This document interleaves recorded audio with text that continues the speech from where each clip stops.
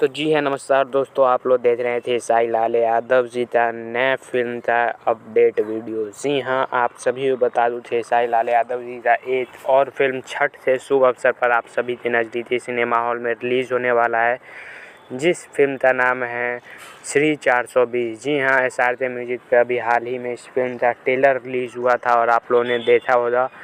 इस फिल्म में थे साई लाल यादव, मधु शर्मा, श्वेता सिंह, जय सिंह और भी काफ़ी सारे स्टार कास्ट देखने को मिलेंगे। लेकिन फ्लॉप फिल्म ये पहले से ही घोषित कर देता हूँ मैं, क्योंकि भोजपुरी इंडस्ट्री में अब फिल्मों को लेकर कोई भी किसी भी सुपरस्टार को एक्साइटमेंट नहीं रहती है। सब तो बस अपने जाने की पड़ी है, जाने पर ही भोजपुरी इंडस्ट्री अब निर्भर है और टिकी हुई है।